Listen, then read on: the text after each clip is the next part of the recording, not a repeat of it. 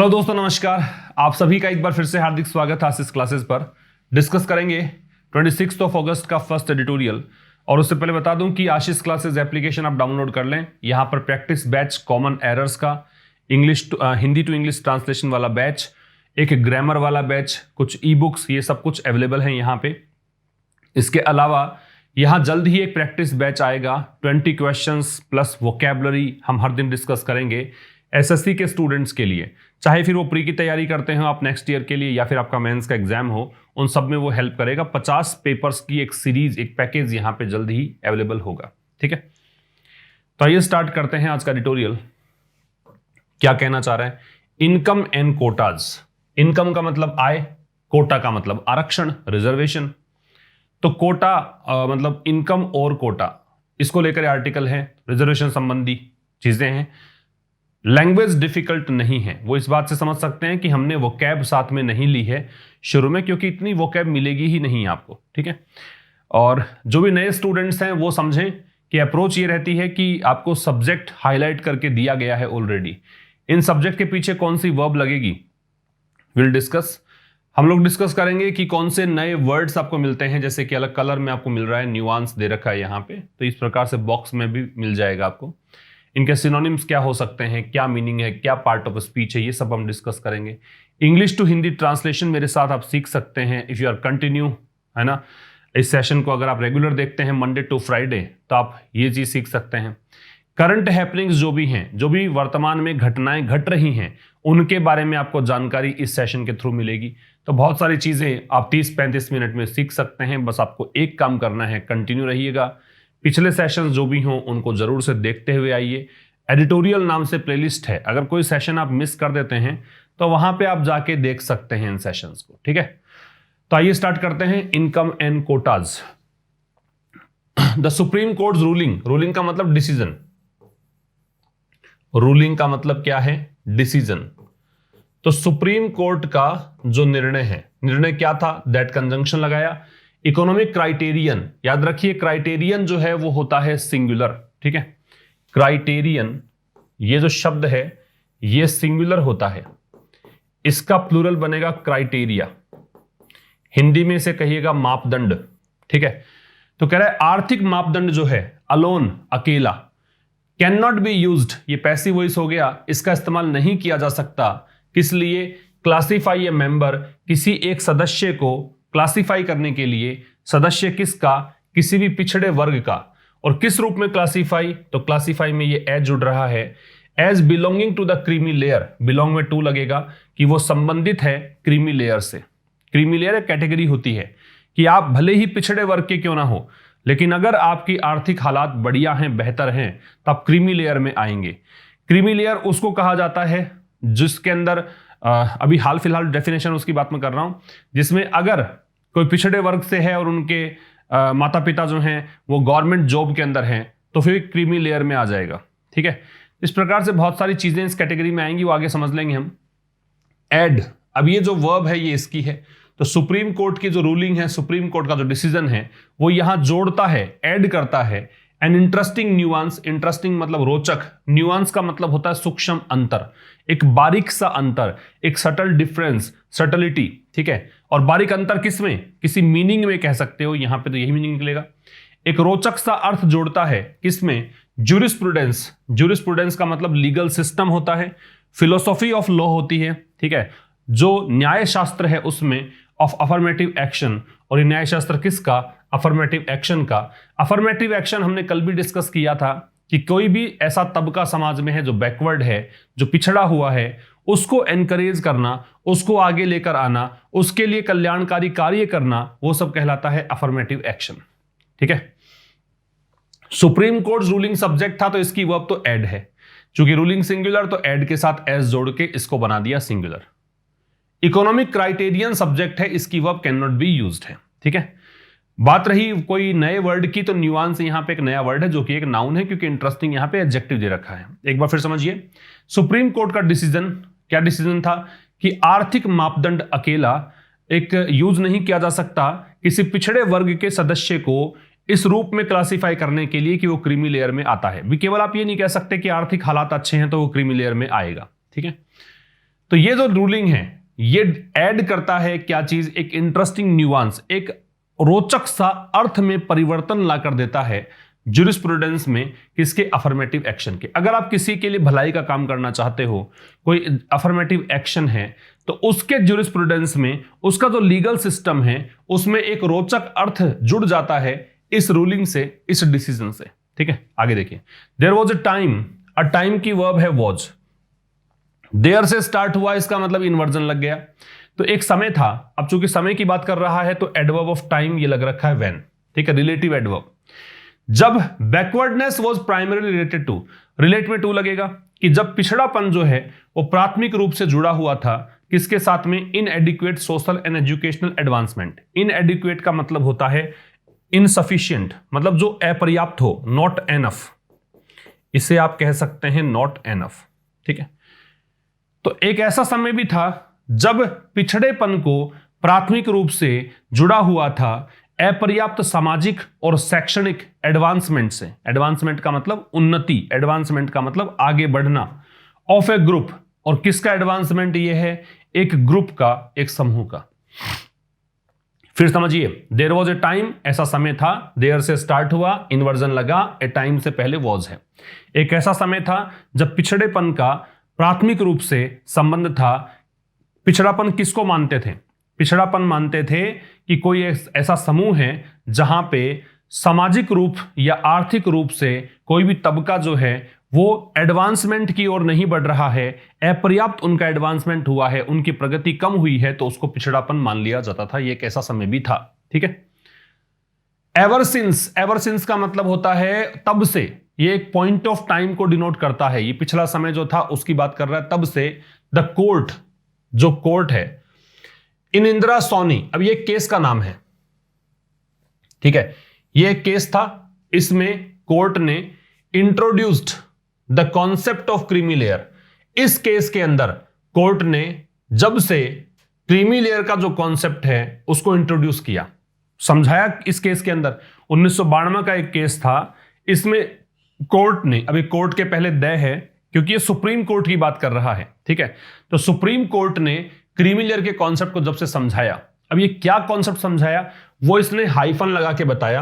A term, एक ऐसा शब्द है creamy layer, describing the well of, well of का मतलब होता है जो धन संपन्न हो, जो अमीर हो, जो कि प्रॉस्परस हो, जो धनवान हो, कि ये एक ऐसा शब्द है जो डिस्क्राइब करता है कि भाई अमंग द बैकवर्ड क्लासेस, पिछड़े वर्ग जो हैं उनमें अगर कोई ऐसा व्यक्ति है जो वेल ऑफ है, धनवान है, उसे कहा जाता है क्रीमी लेयर में। ठीक है, यह समझाया था इस केस के अंदर कोर्ट ने। एंड डिक्लेयर्ड, तो यहां पे एक तो क्या कर दिया काम, इंट्रोड्यूस कर दिया, तो ये इसकी वर्ब हो गई।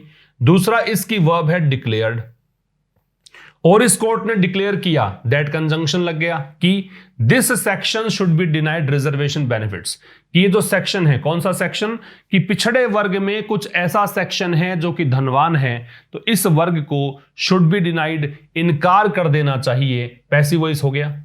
ठीक है, रिजर्वेशन बेनिफिट्स, आरक्षण के जो भी लाभ मिलते हैं वो इनको नहीं मिलने चाहिए। The original idea of including groups, जो मूल विचार है, किसका मूल विचार, मूल विचार इंक्लूड करने का, शामिल करने का, किसको, ग्रुप्स को, समूह को, किसके आधार पर, बेस्ड ऑन, बेस्ड में ऑन लगता है, सोशल बैकवर्डनेस, सामाजिक पिछड़ेपन के आधार पर। तो ये जो ओरिजिनल आइडिया है वॉज मैच्ड, ये पैसिव वॉइस है, इसको मैच किया गया किसके साथ, बाय ए पैरेलल एक्सरसाइज, एक समानांतर, एक साथ चलने वाली प्रक्रिया के साथ। और प्रक्रिया क्या थी, to exclude the more advanced among them, कि जो भी पिछड़े वर्ग के अंदर, देम जो है वो पिछड़े वर्गों की बात है, तो उनमें जो अधिक एडवांस है उसको एक्सक्लूड करो, उसको बाहर रखो इस आरक्षण वाले बेनिफिट से। फिर समझिएगा, तो कोर्ट ने जब इंदिरा सोनी, एक केस था 1992 का, इस केस में एक क्रीमी लेयर के कॉन्सेप्ट को इंट्रोड्यूस किया। क्रीमी लेयर किसको कहा जाता था, ये एक ऐसा शब्द है जो डिस्क्राइब करता है धनवान लोगों के वर्ग को, पिछड़े क्लासेस जो हैं, बैकवर्ड क्लासेस जो हैं, उनमें कोई धनवान सेक्शन है तो उसको क्रीमी लेयर में काउंट किया जाता है। ठीक है, तो एक तो इसने इंट्रोड्यूस किया इस कोर्ट ने ये टर्म, दूसरा डिक्लेयर कर दिया कि ये जो सेक्शन है इसको रिजर्वेशन के बेनिफिट्स नहीं मिलने चाहिए। ठीक है, जो मूल विचार है किस चीज का, ग्रुप्स को शामिल करने का, किसके आधार पर? सोशल बैकवर्डनेस के आधार पर। सामाजिक रूप से पिछड़े वर्गों को ही आरक्षण का लाभ मिलना चाहिए। तो ये जो मूल विचार था, इस विचार को एक पैरेलल एक्सरसाइज के साथ मैच किया गया, मतलब इस विचार के साथ एक पैरेलल, एक समानांतर एक्सरसाइज यहां पे ली गई, to exclude the more advanced among them. क्या वो चीज थी कि भाई एक्सक्लूड रखा जाए, बाहर निकाल दिया जाए, किसको? The more advanced among them, जो उनमें अधिक एडवांस्ड है उसको एक्सक्लूड कर दिया जाए। मेरी बात समझ में आ गई कि जो अधिक एडवांस्ड है उनको इससे एक्सक्लूड कर दिया जाए। ये विचार यहां पे साथ में पैरेलल लाया गया। आगे देखिए दिस पोजीशन, दिस यहां पे डिस्ट्रीब्यूटिव एडजेक्टिव है क्योंकि यहां पे, सॉरी डेमोन्स्ट्रेटिव एडजेक्टिव है क्योंकि आगे नाउन दे रखा है। दिस दैट दीज दोज लिख लीजिएगा, समझ लीजिएगा। दिस दैट दीज दोज ये होते हैं डेमोन्स्ट्रेटिव प्रोनाउन। अगर इनके बाद में नाउन दे रखा है तो इन्हें कहा जाता है डेमोन्स्ट्रेटिव एडजेक्टिव, अन्यथा इसे कहते हैं डेमोन्स्ट्रेटिव प्रोनाउन। तो ये जो पोजीशन है, has crystallized into law. Crystallize का मतलब है क्रिस्टल क्लियर कर देना, बिल्कुल स्पष्ट कर देना, क्लैरिफाई कर देना। तो इस पोजीशन ने, ये पोजीशन जो है वो क्रिस्टलाइज्ड हो गई है इनटू लॉ, कानून के अंदर। ये जो स्थिति है कि किसे क्रीमिलियर का माना जाए, किसे आरक्षण का लाभ दिया जाए, ये जो पोजीशन है ये कानून के अंदर बिल्कुल क्रिस्टलाइज हो गई है। कहने का मतलब बिल्कुल क्रिस्टल क्लियर हो गई है। मैनी, ध्यान रखें मैनी है वो वैसे डिटर्मिनर है, ठीक है, लेकिन मैनी के बाद अगर नाउन नहीं लगाते हो तो ये खुद नाउन का काम करता है, तो यहां पे प्रोनाउन का काम करता है। तो फिर ये यहां पे एक सब्जेक्ट बन गया है, सीधा ही डिटर्मिनर नहीं है। तो मैनी सपोर्ट, बहुत सारे लोग हैं जो सपोर्ट करते हैं, चूंकि मैनी प्लूरल के लिए आता है इस कारण से सपोर्ट यहां पे प्लूरल वर्ब है। तो बहुत सारे लोग हैं जो सपोर्ट करते हैं किसको? The formulation. फॉर्मुलेशन का मतलब होता है फॉर्मुलेट करने का तरीका, बनाने का तरीका, निरूपण कह सकते हो हिंदी में। तो बहुत सारे लोग सपोर्ट करते हैं द फॉर्मुलेशन, इस फॉर्मुलेशन को। क्या चीज? कि भाई आपने कहा कि जो सोशल बैकवर्डनेस की एक जो श्रेणी है उसके अंदर अगर कोई ऐसा सेक्शन है जो वेल ऑफ सेक्शन है, प्रॉस्परस है, वेल्दी है, रिच है, उसको इसके अधिकार नहीं मिलने चाहिए आरक्षण के, उनको आरक्षण का लाभ नहीं मिलना चाहिए। तो बहुत सारे लोग इस फॉर्मुलेशन का सपोर्ट करते हैं। दैट की, अब ये कौन सा फॉर्मुलेशन वो समझा रखा आगे, once caste is accepted as a basis for determining backwardness, कि कभी ऐसा होता था कि कास्ट को एक्सेप्ट किया जाता है, जाति को एक्सेप्ट किया जाता है एज अ बेसिस, एक आधार के रूप में। आधार किसका? बैकवर्डनेस को डिटरमिन करने का आधार, पिछड़ेपन को डिटरमिन करने का, डिटरमिन तय करना, ठीक है, निर्धारित करना, कि आप पिछड़ेपन को निर्धारित करने का एक आधार के रूप में कास्ट को ही एक्सेप्ट किया जाता है। There is nothing wrong in excluding, तो कह रहा है कि इस बात में कोई भी गलती नहीं है। नथिंग की वर्ब है वो इज है, कि कुछ भी इसमें गलत नहीं है कि आप एफ्लुएंट, एफ्लुएंट का मतलब वही है जो वेल्दी है, रिच है, प्रॉस्परस है, वेल ऑफ है, ठीक है, कि कुछ भी गलत नहीं है एक्सक्लूड करने में, बाहर रखने में। किसको? The affluent. अब एफ्लुएंट वैसे एडजेक्टिव है लेकिन द लग गया, द प्लस एडजेक्टिव बराबर होता है प्लूरल नाउन। तो ये हो गया वो पूरा तबका कि जो अमीर लोग हैं उनको बाहर रखा जाए। अमंग द एलिजिबल कास्ट, किसके बीच में? जो एलिजिबल कास्ट है, एलिजिबल मतलब जिनको आरक्षण के अधिकार जिनको मिलने चाहिए, उन कास्ट से उनको अलग रखा जाए। फिर समझिए, बहुत सारे लोग सपोर्ट करते हैं, मैनी की वर्ब सपोर्ट है। क्या सपोर्ट करते हैं? द फॉर्मुलेशन, इस निरूपण को। क्या निरूपण? ये जो बनाई है चीज कि भाई कभी कास्ट को स्वीकार किया जाता है as a basis for determining backwardness, ठीक है, कि जाति है उसके आधार पर एक पिछड़ापन आप तय करते हो किसी भी वर्ग का, लेकिन कह रहा है कि कुछ भी गलत नहीं है इसमें, ठीक है। जब आप ये मान लेते हो कि कोई जाति जो है, भाई इस फॉर्मुलेशन की बात कर रहा, फॉर्मुलेशन समझाया है कि एक बार जब कास्ट को एक्सेप्ट कर लिया जाता है, किस रूप में? इस आधार के रूप में, बैकवर्डनेस को डिटरमिन करने का आधार, कि आप पिछड़ेपन को कैसे मापते हो, पिछड़ेपन को मापते हो आप जाति के आधार पर। तो जाति के आधार पर बांट दिया कि हाँ ये तबका जो है वो पिछड़ा हुआ तबका है, ठीक है। तो फिर इसमें कुछ गलत नहीं है कि इस पिछड़े हुए तबके से, इस एफ्लुएंट कास्ट से, जो एलिजिबल कास्ट हैं उनमें से एफ्लुएंट वर्ग जो है, जो धनवान वर्ग है, उसको बाहर रखा जाए। तो इसमें कुछ गलत नहीं है, ये बहुतों का इस बात को सपोर्ट है। द यूनियन गवर्नमेंट, केंद्रीय सरकार, हैज अनरिजर्वडली, इसका मतलब होता है कंप्लीटली, अनरिजर्वडली मतलब कंप्लीटली, विदाउट डाउट, बगैर किसी शक संदेह के, ठीक है।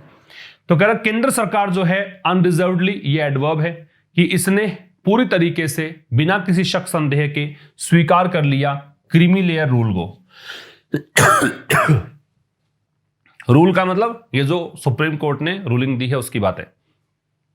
केंद्र सरकार ने पूरी तरीके से बिना किसी शक संदेह के क्रीमी लेयर का रूल जो है उसको स्वीकार कर लिया। तो ये हैज एक्सेप्टेड इसकी वर्ब है, अनरिजर्वडली यहां पे एडवर्ब है। एंड फॉर्मुलेटेड, दूसरा काम क्या किया, अब देखो हैज एक बार तो लगा ही चुके हैं आप, तो रिपीट करने की जरूरत नहीं क्योंकि सब्जेक्ट यहां पे सेम है, इसलिए फॉर्मुलेटेड के पहले आप ये मान के तो चलो कि यहां पे हैज तो है ही, लेकिन लगाने की आपको आवश्यकता नहीं है। और इसने फॉर्मुलेट किया, इसने क्रिएट किया क्या, क्राइटेरिया, ये क्राइटेरियन का प्लूरल है, नाउन है, ठीक है। और इसने मापदंड बनाए फॉर आइडेंटिफाइंग, पहचान करने के लिए, ये प्रपोजिशन है इसलिए आईएनजी लग गया, दोज उन लोगों की who fall under the category, जो इस कैटेगरी के अंदर आते हैं। कौन सी कैटेगरी, क्रीमी लेयर वाली कैटेगरी। तो केंद्र सरकार ने पूरी तरीके से बिना किसी शक संदेह के क्रीमी लेयर का जो रूल है उसको स्वीकार कर लिया और बनाया क्या, मापदंड बनाए आइडेंटिफाई करने के लिए कि वो कौन से लोग हैं जो कि इस कैटेगरी में आते हैं। एक इस कॉम्बिनेशन को याद रखिए, हु के पहले कई बार कॉमन एरर के जो क्वेश्चंस आपसे पूछे जाते हैं वहां पर आपको कई बार दोज के स्थान पर दे या देम मिल जाएगा हु से पहले, अगर हु रिलेटिव प्रोनाउन है तो वो गलत हो जाएगा। हु से पहले आपको दोज ही लगाना है, दे या देम नहीं लगाना है। वो तब की बात है जब इसके बाद में वर्ब दे रखी हो, तो फॉल यहां पे वर्ब है, इस कारण से ऐसा है।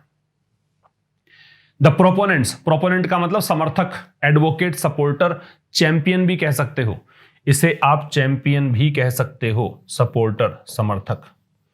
तो कह रहा है कि भाई प्रोपोनेंट्स ऑफ इकोनॉमिक क्राइटेरिया, कि जो ये आर्थिक मापदंड हैं उसके जो समर्थक हैं, फील, इन समर्थकों को लगता है, दैट कंजंक्शन है कि जेन्युइन सोशल जस्टिस, जेन्युइन मतलब वास्तविक, सोशल मतलब सामाजिक, जस्टिस मतलब न्याय। इसका मतलब क्या है, तो इस जस्टिस का मतलब है reservation benefits should be restricted to the poorer, कि जो आरक्षण के लाभ हैं वो लाभ रेस्ट्रिक्टेड होने चाहिए, इसका मतलब लिमिटेड होने चाहिए। इस रेस्ट्रिक्टेड टू का मतलब यहां पे जो निकल रहा है वो है लिमिटेड टू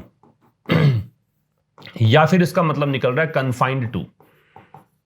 तो कह रहा है कि ये जो लाभ हैं ये सीमित होने चाहिए, किस तक, द पुअरर, जो अधिक गरीब लोग हैं उन तक, अमंग द बैकवर्ड, और किसके बीच, जो बैकवर्ड हैं उनमें, पिछड़े हुओं में से जो अधिक गरीब हैं उन्हीं को लाभ मिलना चाहिए, ये इनको लगता है। वाइल, जबकि सेक्शंस, कुछ ऐसे वर्ग भी हैं, चैंपियनिंग, जो कि एडवोकेट करते हैं, चैंपियन का मतलब भी सपोर्ट करना है। बैकवर्ड क्लास अजर्शन, अजर्शन का मतलब होता है दावा, अजर्शन का मतलब है क्लेम या फिर कह सकते हो कंटेंशन। तो कह रहा कुछ ऐसे सेक्शन भी हैं जो कि बैकवर्ड क्लास के दावे को क्या करते हैं, चैंपियन करते हैं। डिसफेवर, तो ये सेक्शन जो हैं वो डिसफेवर करते हैं, मतलब वो पक्ष नहीं लेते हैं। एनी डाइल्यूशन, डाइल्यूशन का मतलब होता है वीकनिंग, कमजोर कर देने की प्रक्रिया, कि किसी प्रकार से अगर आप कमजोर करते हो सामाजिक आधार को रिजर्वेशन के लिए तो वो उनको मंजूर नहीं है, वो इस बात का पक्ष नहीं लेते हैं। फेवर का ऑपोजिट डिसफेवर है, डिस यहां प्रीफिक्स दे रखा है। एक बार फिर समझिए, जो देखो दो कैटेगरी है, एक तो है कि इस विचार को इसको सपोर्ट करने वाले, कुछ ऐसे हैं जो इनको ये स्वीकार नहीं है, ठीक है। एक तरफ वो लोग हो गए जो इकोनॉमिक क्राइटेरिया जो है, आर्थिक मापदंड की भी क्रीमी लेयर को, उस कैटेगरी को मान लिया जाए जो आर्थिक रूप से अधिक सक्षम है, जिनके पास पैसा वैसा ठीक है, उनको क्रीमी लेयर में डाल दो, उनको आरक्षण के अधिकार मत दो। तो एक तबका तो ऐसा है जो इसको सपोर्ट करता है। दूसरा जो तबका है वो ऐसा है जो इस बात को सपोर्ट नहीं करता, वो कहते हैं कि भाई आप केवल सामाजिक आधार पर ही आप इस बात को स्वीकार करें, आर्थिक आधार इसमें ना रखें। कोई तबका ऐसा भी है। तो जो समर्थक हैं इकोनॉमिक क्राइटेरिया के, उनको ऐसा लगता है कि जो वास्तविक सामाजिक न्याय है उसका मतलब ये है कि आरक्षण के जो लाभ हैं वो केवल उन्हीं को मिलने चाहिए जो पिछड़ा हुआ वर्ग है उसमें जो अधिक गरीब हैं उन्हीं को मिले। जबकि कुछ सेक्शंस ऐसे हैं जो बैकवर्ड क्लास अजर्शन को स्वीकार करते हैं, समर्थन करते हैं। पिछड़े वर्ग के जो दावा है उसको सपोर्ट करने वाले जो सेक्शंस हैं वो कहते हैं, वो डिसफेवर करते हैं, वो पक्ष नहीं लेते हैं। वो कहते हैं कि हमें सामाजिक आधार जो रिजर्वेशन के लिए है उसमें कोई प्रकार कोताही नहीं होनी चाहिए, उसकी कोई कमजोरी, मतलब उसको कमजोर करने की प्रक्रिया अगर आप करते हो तो वो हमें स्वीकार नहीं, हम उसको फेवर नहीं करते हैं। डाइल्यूट वैसे होता है पतला कर देना, तनु कर देना। तो ये है अधिक कमजोर करने की प्रक्रिया, अर्थ इस संदर्भ के अनुसार, इस कॉन्टेक्स्ट के अनुसार। द कोर्ट्स लेटेस्ट जजमेंट, जो कोर्ट का हाल ही का जजमेंट है इन हरियाणा केस। अब ये बात कर रहा है कि भाई कौन से केस की बात आप कर रहे हो, है ना, ये फिलहाल ये बातें क्यों आई, ये आर्टिकल क्यों लिखा गया, अब ये इसका आधार क्या है उसकी बात करेंगे। तो हरियाणा का एक केस है, उसको लेकर ये आर्टिकल लिखा गया है। तो कोर्ट का जो हाल ही का जजमेंट है हरियाणा केस में, वो जजमेंट करेक्ट करता है, वो सही करता है। ग्रेव एरर, ग्रेव का मतलब होता है सीरियस, एक गंभीर गलती की गई थी राज्य के द्वारा, उसको ठीक करता है। तो ये जजमेंट इसलिए लिखा गया क्योंकि हरियाणा का एक केस था, उसमें गंभीर गलती कर दी थी हरियाणा की सरकार ने, उस गलती को ठीक करने के लिए जजमेंट दिया गया। इट हैज स्ट्रक डाउन, ये जो फ्रेजल वर्ब है स्ट्राइक डाउन की थर्ड फॉर्म है। स्ट्राइक डाउन का मतलब क्या होता है लिखिएगा। स्ट्राइक डाउन से मतलब है नलीफाई करना, रद्द कर देना, या फिर इसका मतलब है कैंसिल कर देना। ठीक है, ये है इसके मतलब, नलीफाई या कैंसिल, रद्द कर देना। It has struck down a notification, अब ये जो डिसीजन है, जजमेंट है, उसके लिए इट आ रखा है प्रोनाउन। इसने क्या किया, स्ट्राइक डाउन कर दिया, कैंसिल कर दिया एक नोटिफिकेशन को, एक अधिसूचना को। उस नोटिफिकेशन में सरकार ने क्या कहा था, उसने एक फिक्स कर दिया था कि एनुअल इनकम जिसकी 6 लाख रुपए है वो एकमात्र क्राइटेरिया है। सोल का मतलब होता है ओनली, वन एंड ओनली कह सकते हो, वन एंड ओनली, ओनली भी कह सकते हो, ठीक है, सोलिटरी कह सकते हो, सिंगल कह सकते हो। तो ये हो गया एकमात्र, ये यहां पे एडजेक्टिव का काम कर रहा है। क्राइटेरियन जो है, चूंकि एकमात्र है तो इसलिए सिंगुलर ही आएगा, तो क्राइटेरियन आएगा। यहां क्राइटेरिया कर देते तो गलत हो जाता। ठीक है, तो कह रहा है कि भाई इस जजमेंट ने कैंसिल कर दिया है एक अधिसूचना को, कि सरकार ने कहा कि जिसकी एनुअल इनकम 6 लाख रुपए है उसको ही एकमात्र आधार मान लिया जाए। किसका आधार, पहचानने का, आइडेंटिफाई करने का। Whether a family belongs to the creamy layer, कि क्या कोई परिवार जो है वो क्रीमी लेयर से संबंध रखता है, इसकी पहचान कैसे करोगे, जिसकी इनकम 6 लाख है या 6 लाख से अधिक है वो क्रीमी लेयर में आएगा, ये कहा था। लेकिन कोर्ट के इस जजमेंट ने इस बात को क्या कर दिया, क्या स्ट्राइक डाउन कर दिया, ठीक है, नलीफाई कर दिया। या फैमिली सब्जेक्ट है, इसकी वर्ब बिलोंग्स है, बिलोंग में टू लगता है। इट वॉज कॉन्ट्रेरी, कॉन्ट्रेरी एक एडजेक्टिव है, इसका मतलब होता है ओपोज, ओपोज करना मतलब विरोध करना।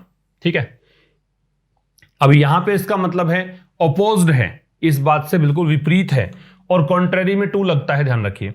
तो इसका मतलब तो ओपोज्ड कर लीजिए। तो कह रहा है इट वॉज कॉन्ट्रेरी टू, तो ये बात जो थी बिल्कुल विपरीत थी इस केस के, जो 1992 का जो एक केस था इंदिरा सोनी का, इस केस की बिल्कुल विपरीत थी। अब इस केस में क्या हुआ था, ये जो केस था इसके लिए दैट लगा रखा है, हैड स्पोकन ऑफ, ऑफ का मतलब यहां पे है अबाउट, ठीक है, इस बारे में बोला था। तो इस केस ने इस बारे में बोला था डिफरेंट क्राइटेरिया। भाई वहां तो एकमात्र क्राइटेरिया सरकार ने तय कर दिया कि केवल 6 लाख रुपए की आय हो उसी को एकमात्र क्राइटेरिया मान लो क्रीमी लेयर का, लेकिन इस केस में तो अलग अलग क्राइटेरिया, अलग अलग मापदंड बताए थे। उसमें कौन कौन सी चीजें शामिल है, इंक्लूडिंग यहां प्रेपोजिशन है, including excluding both are prepositions, याद रखिए।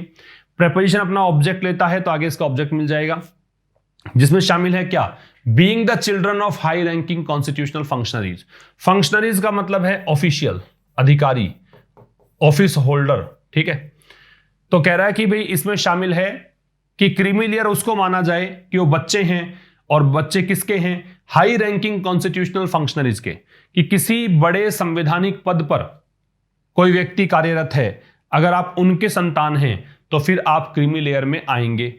Employees of a certain rank, certain के पहले अगर ए है तो आगे नाउन सिंगुलर आती है, अगर सर्टेन के पहले ए नहीं है तो नाउन प्लूरल आती है, और ऐसा ही फिर वर्ब के साथ है, नाउन सिंगुलर है तो वर्ब भी सिंगुलर आएगी, नाउन प्लूरल है तो वर्ब भी प्लूरल आएगी। क्रीमी लेयर में वो कर्मचारी भी आएंगे जो सर्टेन रैंक के हैं, ठीक है। वो कर्मचारी जो यूनियन या स्टेट गवर्नमेंट्स में कुछ ऐसे पद तय कर दिए गए हैं कि इन पदों पर जो व्यक्ति बना हुआ है उनकी संतान को भी आप क्रीमी लेयर में मानिए। दोज वो लोग जो एफ्लुएंट है, एफ्लुएंट का मतलब बताया मैंने, एनफ। एक बात ये समझिएगा कि एनफ का प्रयोग जब आप एडजेक्टिव के साथ करते हो तो ये एडजेक्टिव के बाद में आता है, तो देखो एडजेक्टिव के बाद में एनफ एफ्लुएंट नहीं आ सकता। अगर ये नाउन के साथ आएगा तो एनफ पहले आएगा। एक बात ये भी ध्यान रखना कि एनफ के साथ जो डिग्री लगाते हो पॉजिटिव लगती है, तो एफ्लुएंट यहां पे डिग्री पॉजिटिव है, ठीक है। तो वो लोग जो कि धनवान है पर्याप्त रूप से टू एम्प्लॉय अदर्स, दूसरों को रोजगार देने के लिए, तो वो भी क्रीमी लेयर में आएंगे। अगर आप किसी को रोजगार दे रहे हो, कोई कंपनी चला रहे हो, कोई भी संगठन चला रहे हो, रोजगार दे रहे हो, तो आप भी क्रीमी लेयर में आओगे। और विद सिग्निफिकेंट प्रॉपर्टी, सिग्निफिकेंट का मतलब कंसिडरेबल, बहुत बड़ा, कंसिडरेबल। यदि अच्छी खासी संपत्ति है आपके पास तो आप क्रीमी लेयर में आओगे। एन एग्रीकल्चर होल्डिंग्स, अगर आपके पास खेत वगैरह हैं, एग्रीकल्चर का मतलब कृषि संबंधित, होल्डिंग का मतलब जो भी आपके अधिकार में है, तो अगर खेत वगैरह आपके पास हैं तो भी आप इसमें आओगे। एंड ऑफ कोर्स, और निश्चित रूप से an identified annual income, identified का मतलब एक डिफाइंड, आइडेंटिफाइड का मतलब कि एक विशेष रूप से निर्धारित की गई आर्थिक मतलब एनुअल इनकम, वार्षिक आय, एक निश्चित कैटेगरी तय कर दी कि इतनी अगर आपकी आय है तो भी आप इस कैटेगरी में आओगे। तो ये है इंदिरा सोनी केस के अनुसार। फिर समझना कि ये जो बात थी, सरकार ने, हरियाणा की सरकार ने जो 6 लाख का एकमात्र मापदंड रखा था इसका, उसके बिल्कुल विपरीत था इंदिरा सोनी केस। इस केस ने अलग अलग क्राइटेरिया बताए थे। डिफरेंट के बाद में नाउन हमेशा याद रखिए प्लूरल, क्योंकि डिफरेंट का मतलब अलग अलग है। एक ही करोगे तो अलग अलग वाला सेंस आएगा नहीं। इसमें कौन कौन सी चीजें शामिल हैं, तो ये क्राइटेरिया में शामिल है वो बच्चे जो कि कॉन्स्टिट्यूशनल फंक्शनरीज के संतान हैं, हाई रैंकिंग कॉन्स्टिट्यूशनल फंक्शनरीज, कोई संवैधानिक बड़ा पद है उनके अगर आप संतान हैं तो फिर इस कैटेगरी में आओगे। एम्प्लॉइज अगर हैं किसी भी यूनियन या स्टेट गवर्नमेंट की सर्विस के अंदर, वो इसके अंदर आएंगे। अगर धनवान हैं, आप इतने धनवान हैं कि किसी को नौकरी देते हो, रोजगार देते हो, तब भी इसी के अंदर आओगे। यदि आपके पास अच्छी खासी प्रॉपर्टी है या खेत वगैरह हैं तो इसमें आओगे। और निश्चित रूप से अगर आपकी कोई एनुअल इनकम जो आइडेंटिफाइड है, डिफाइंड है, परिभाषित कर रखी है कि इससे अधिक इनकम अगर आपकी है तो भी इस कैटेगरी में आओगे। ये इंदिरा सोनी केस में था। लेकिन हरियाणा सरकार ने एकमात्र मापदंड रखा, 6 लाख की आय अगर है तो आप इस केस में आएंगे। The court has found, court की वर्ब हैज फाउंड है, कोर्ट ने ये पाया है, दैट कंजंक्शन है कि द हरियाणा क्राइटेरियन, के हरियाणा वाला जो एक क्राइटेरिया है ना, ये मतलब मापदंड है based on income alone. Alone का मतलब यहां पे ओनली से है, तो केवल जो इनकम पर आधारित है। तो ये जो क्राइटेरियन था वॉज कॉन्ट्रेरी, याद रखिए क्राइटेरियन है इस कारण से वॉज है। अगर यहां क्राइटेरिया होता तो यहां वॉज के स्थान पे वर होता। तो ये विपरीत था किसके, इट्स ओन लॉ, इसका खुद का कानून है हरियाणा की सरकार का, इस खुद के कानून के विपरीत था। ऑन यहां पे इंफेटिक एडजेक्टिव है, जोर देने के लिए यूज किया जाता है। दैट स्पेसिफाइज, स्पेसिफाई का मतलब है डिटरमिन, तय करना, निर्धारित करना। और ये कानून जो है वो तय करता है that the creamy layer would be identified, कि जो क्रीमी लेयर है उसको आइडेंटिफाई किया जाएगा किस माध्यम से। हरियाणा की सरकार खुद का कानून है और उस कानून में यह साफ साफ लिखा गया है कि क्रीमी लेयर को माना जाएगा, डिफाइन किया जाएगा किस माध्यम से, सामाजिक, आर्थिक और अन्य कुछ फैक्टर्स हैं उनके माध्यम से, ठीक है। लेकिन अब की बार इसने रखा केवल इकोनॉमिक आधार रख दिया, तो इस कारण से यह बात जमने वाली नहीं थी। द कॉन्स्टिट्यूशन, कॉन्स्टिट्यूशन से पहले द लगेगा, संविधान को बोलते हैं। कॉन्स्टिट्यूशन की स्पेलिंग याद रखिए, मिसस्पेल्ड वर्ड्स में पूछी जा सकती है। तो जो कॉन्स्टिट्यूशन है, परमिटेड स्पेशल प्रोविजंस, प्रोविजन का मतलब प्रावधान है, प्रोविजन का मतलब एक प्रकार से आप कह सकते हो कि ये कुछ फीचर्स हैं, ठीक है। तो कॉन्स्टिट्यूशन ने परमिट कर दिया, कॉन्स्टिट्यूशन ने, संविधान ने अनुमति दे दी कुछ विशेष प्रावधानों की, किसके फेवर में, socially and educationally backward classes, जो सामाजिक और शैक्षणिक रूप से पिछड़े हुए वर्ग हैं उनके पक्ष में। किस माध्यम से, थ्रू द फर्स्ट अमेंडमेंट, पहले संशोधन के माध्यम से, as well as reservation in government employment for backward classes, और साथ साथ में किसके माध्यम से, गवर्नमेंट एम्प्लॉयमेंट मतलब सरकारी नौकरी के अंदर बैकवर्ड क्लासेज के लिए रिजर्वेशन की व्यवस्था करके। फिर समझना, संविधान ने स्पेशल प्रोविजंस यहां पे परमिट कर रखे हैं, कुछ विशेष प्रावधान यहां पे दे रखे हैं, किसके पक्ष में, सामाजिक और शैक्षणिक रूप से पिछड़े हुए वर्ग में, किस माध्यम से, फर्स्ट अमेंडमेंट के माध्यम से, और बैकवर्ड क्लासेस के लिए गवर्नमेंट एम्प्लॉयमेंट की व्यवस्था करने के माध्यम से, ठीक है। जुडिशियल डिस्कोर्स, जुडिशियल का मतलब न्यायिक, डिस्कोर्स का मतलब यहां पे राइटिंग या स्पीच कह सकते हो, कि कह रहा है कि भी जो न्यायिक एक स्पीच है या राइटिंग है, जो कुछ भी इस केस के अंदर डिसीजन आया उसमें जो कुछ भी लिखा गया, इंट्रोड्यूस्ड, तो इस जुडिशियल डिस्कोर्स ने इंट्रोड्यूस किया अ 50% सीलिंग, सीलिंग का मतलब होता है अपर लिमिट, वैसे सीलिंग छत को बोलते हैं लेकिन यहां पे अपर लिमिट है, ठीक है। तो इसने तय कर दिया 50% की लिमिट।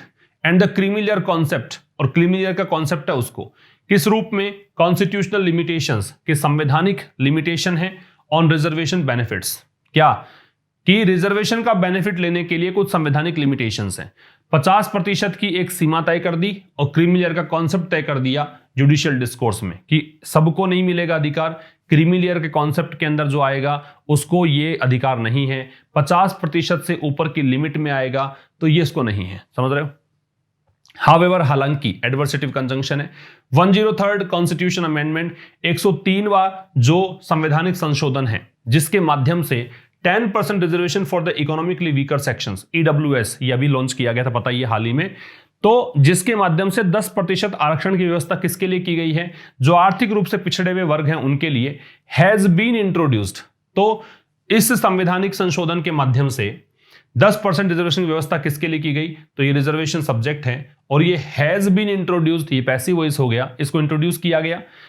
ये जो अमेंडमेंट है ये इसकी वर्ब है, हैज सिग्निफिकेंटली ऑल्टर्ड, ऑल्टर का मतलब है चेंज करना, इसने बहुत बड़े स्तर पर बदलाव किया है द अफर्मेटिव एक्शन प्रोग्राम, इस प्रोग्राम में मतलब जो आप कार्य करते हो समाज के पिछड़े वर्ग को आगे लाने का, उस कार्य में बहुत बड़ा बदलाव ला दिया है इस संशोधन के माध्यम से, ठीक है। With the current income ceiling being 8 lakh per annum, तो वर्तमान में जो इनकम सीलिंग है, एक अपर लिमिट है, वो क्या है, 8 लाख प्रति वर्ष।